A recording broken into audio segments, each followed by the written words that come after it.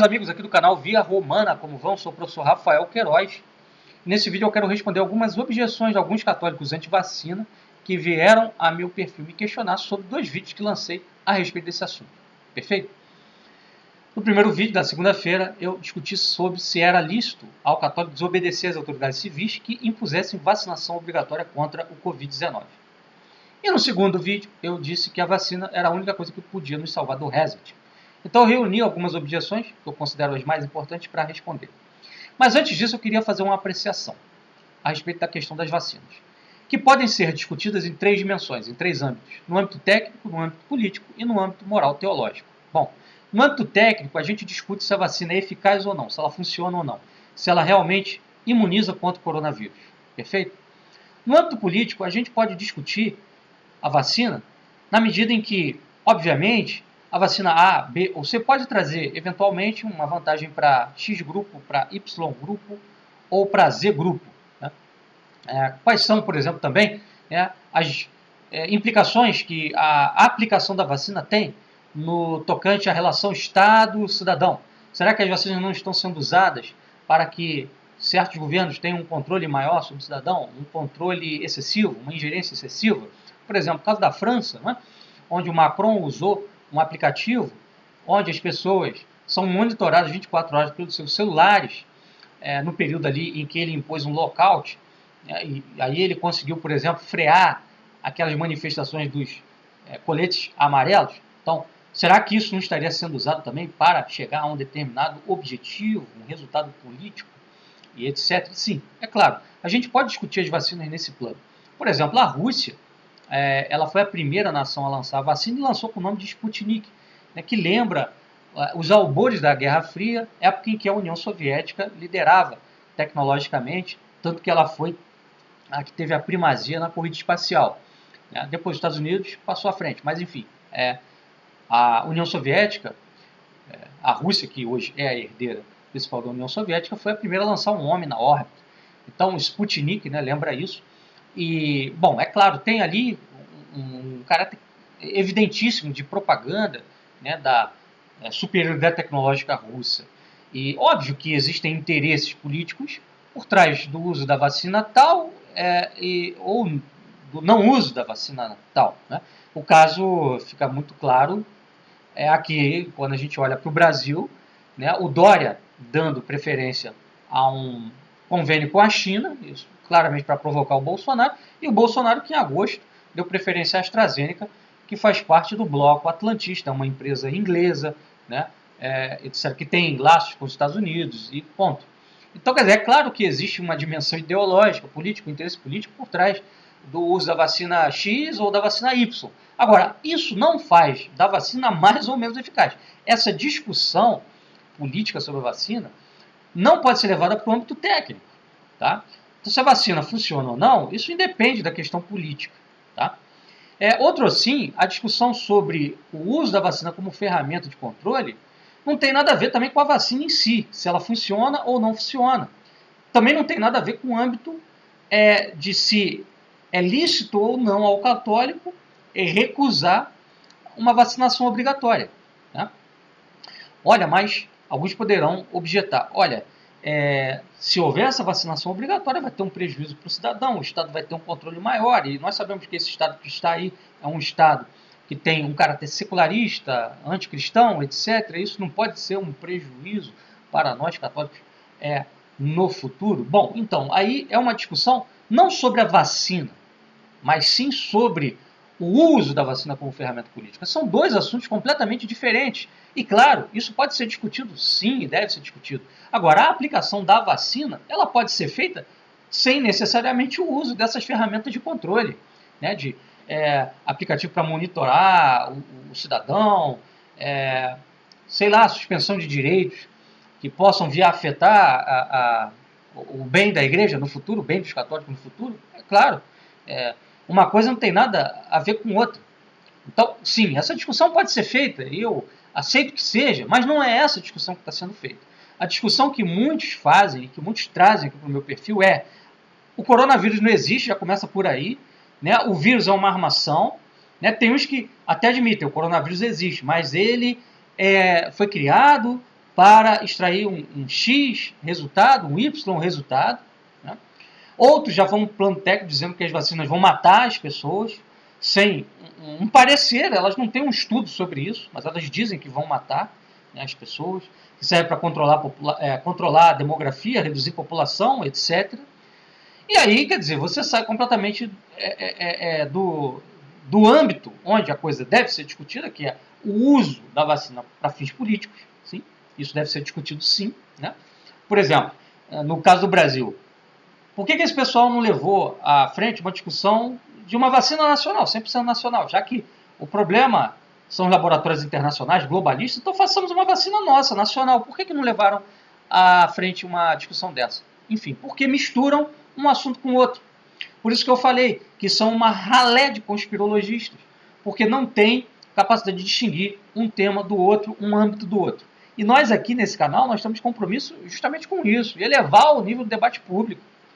O debate público tem que ser levado a um patamar de maior qualidade, né, intelectual, pelo amor de Deus.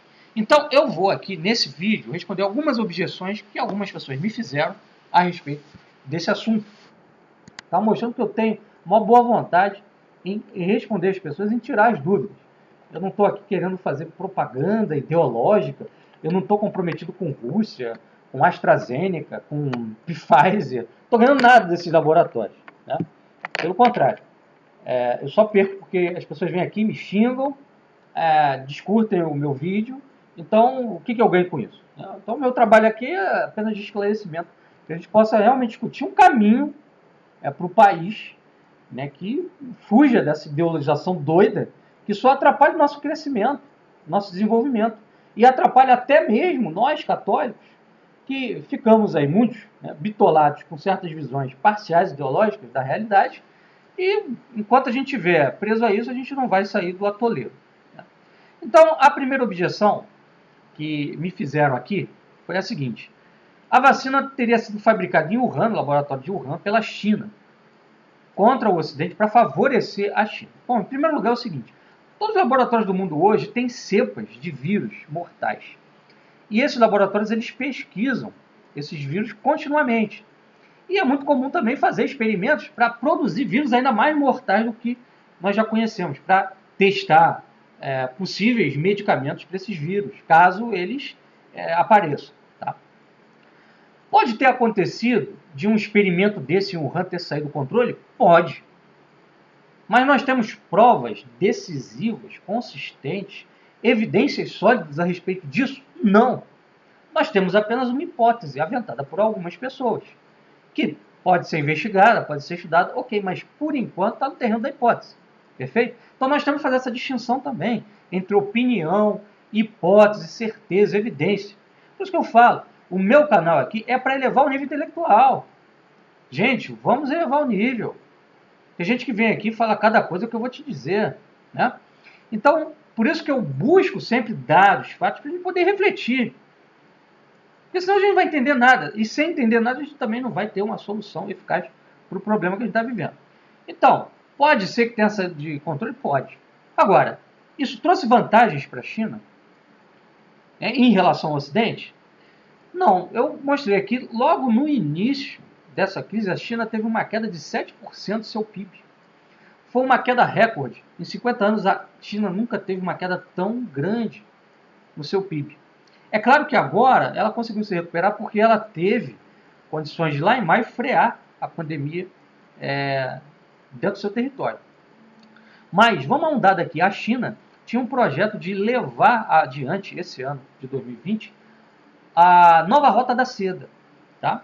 E estava empenhado nesse projeto cerca de 60 bilhões de dólares. Ela teve um prejuízo, né, de 60 bilhões de dólares com o atraso dessa obra, né, desse projeto.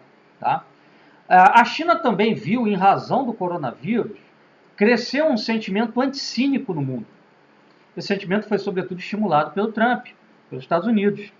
Tá? E um sentimento que se estriba em razões objetivas. Se a China não tinha o objetivo de lançar esse vírus para criar um caos, ao menos ela, isso é fato, ela foi omissa no início da pandemia, ela demorou, ela forçou, né, a OMS a não soltar o alerta de emergência mundial. Tá? Ela não tomou medidas de vigilância sanitária sobre os seus mercados de carne, onde o vírus se espalhou. Enfim, então ela cometeu erros, vários. Né? Então, esses erros que a China cometeu criaram, sim, um sentimento anticínico e a China não lucrou vantagens, né, muito grandes. Aí alguns poderão dizer, olha, mas a China vendeu muitos respiradores aí. Bom, por que isso aconteceu? Porque a China é a fábrica do mundo. E quem fez a China ser fábrica do mundo foi o Ocidente, que passou a ser cada vez mais o polo tecnológico e financeiro do globalismo, enquanto que a China passou a ser o polo industrial. Então, se a China foi a que mais vendeu aí, em termos de equipamento de proteção e respirador para o mundo, é graças ao Ocidente, a arquitetura econômica que o Ocidente criou. Tá? Bom, segunda objeção, a vacina foi feita para favorecer empresas globais. Então tem duas teses, uma que diz que ela foi feita para favorecer a China, outra que foi feita para favorecer o globalismo ocidental. Isso também é falso, por quê? A maior perda que aconteceu nesse ano de 2020 foi no mercado de capitais. As bolsas tiveram quedas recordes. Tá? O setor financeiro, que é quem dirige a globalização, teve prejuízos jamais vistos. Tá? Tanto que os especialistas dizem que é uma crise maior do que foi a de 2008, que afetou grandes fundos financeiros, grupos financeiros como Goldman Sachs, JP Morgan, etc. Quem se lembra da crise de 2008 sabe disso. Tá?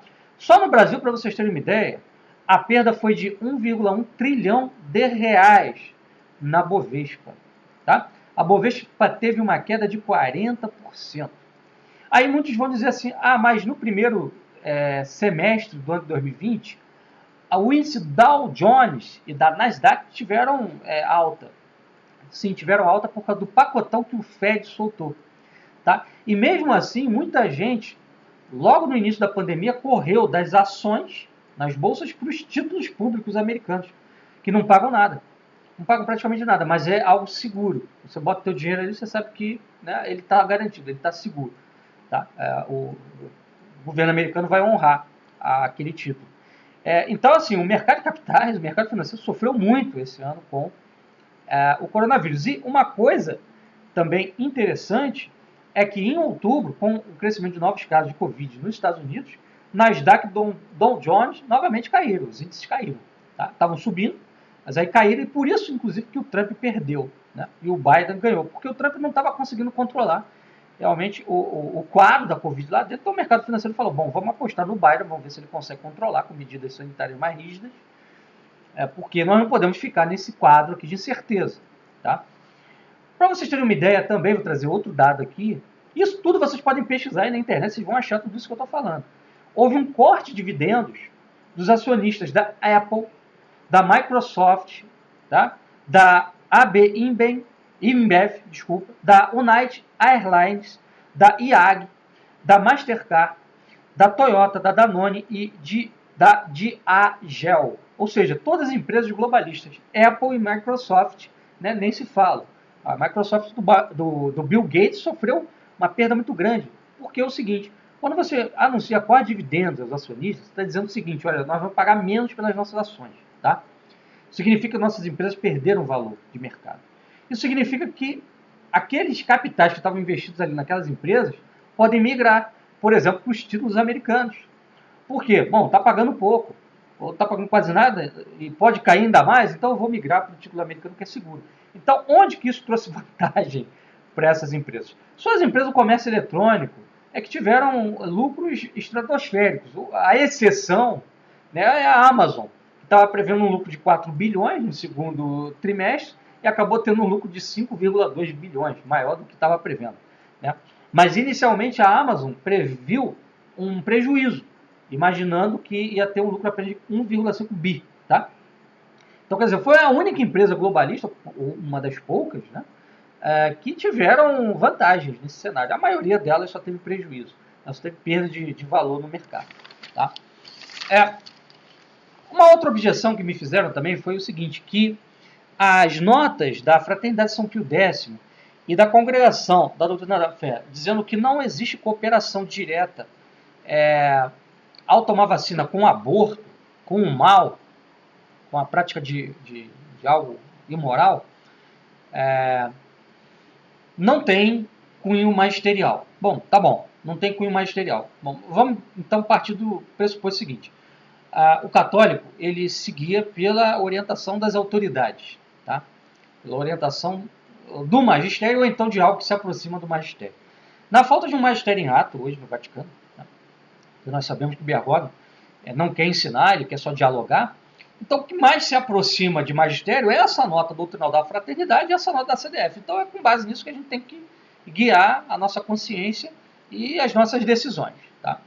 Uma outra objeção também interessante, essa aqui, dizendo o seguinte, né? Vacina, se tomar não vai para o inferno.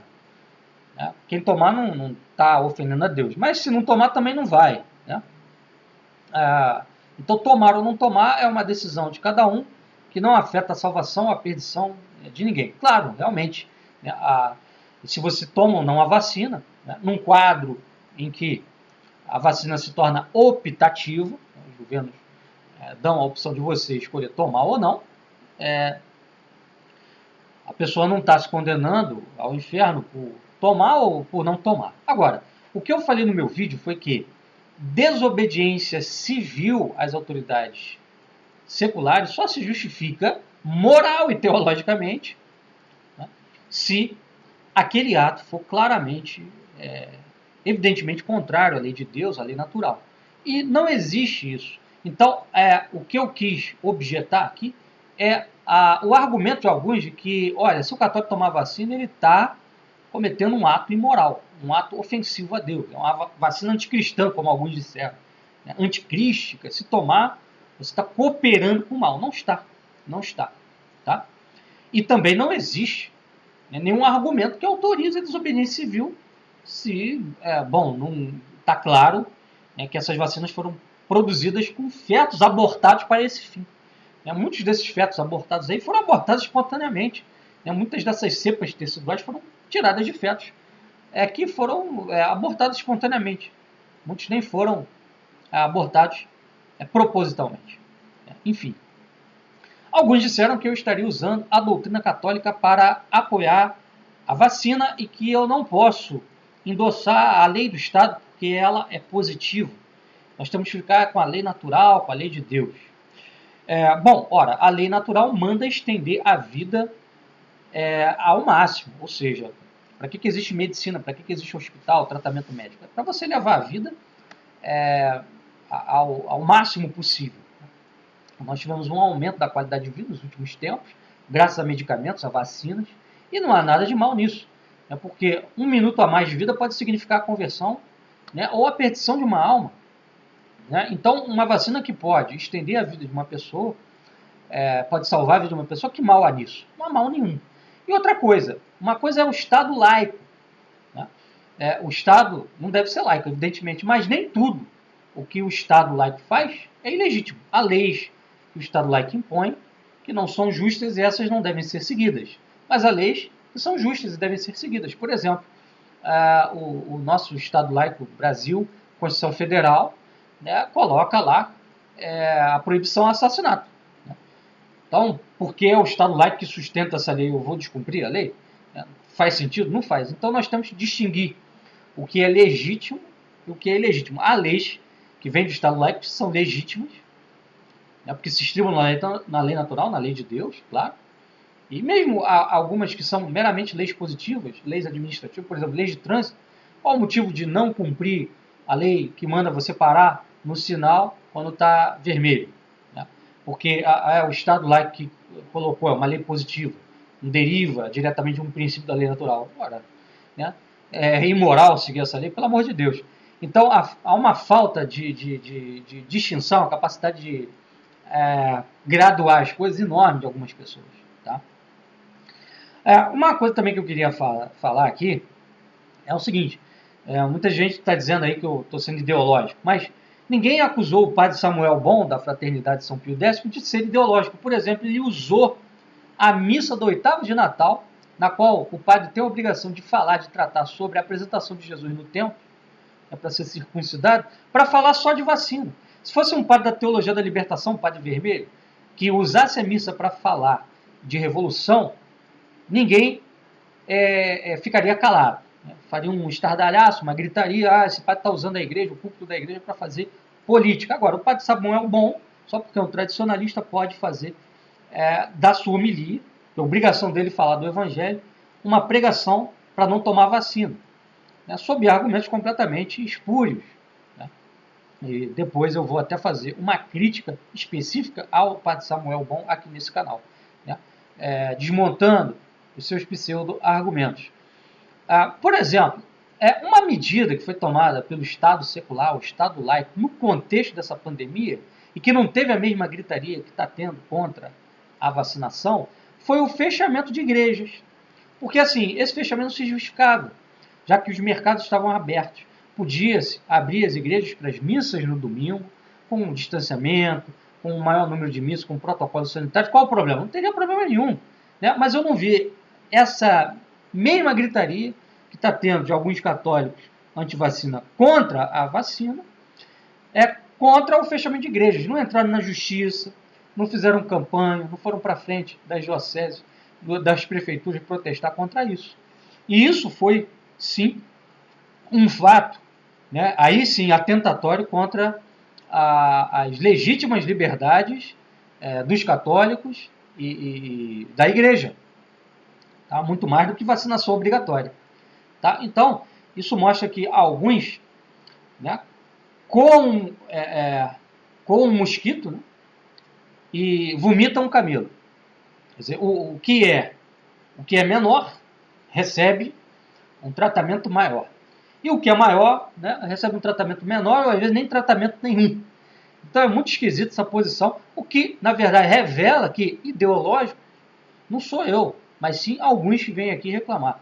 Porque se tivessem todo esse zelo pela fé, teriam feito um estardalhaço contra o fechamento de igreja. Realmente o Dom Atanásio Schneider até o fez. Né? Alguns eu vi, inclusive, vamos dizer assim, ecoando essa crítica que ele fez, mas foi muito mais leve do que essa que é feita contra as vacinas. Por quê? Porque estão levando a coisa aí sim para o plano político, ou seja, estão confundindo uma discussão sobre o uso das vacinas para impor ferramentas de controle com a discussão sobre a vacina em si. Então, pessoal, era isso que eu queria dizer aqui. Um abraço e feliz ano novo, que 2021 seja um ano melhor do que foi 2020. Até mais.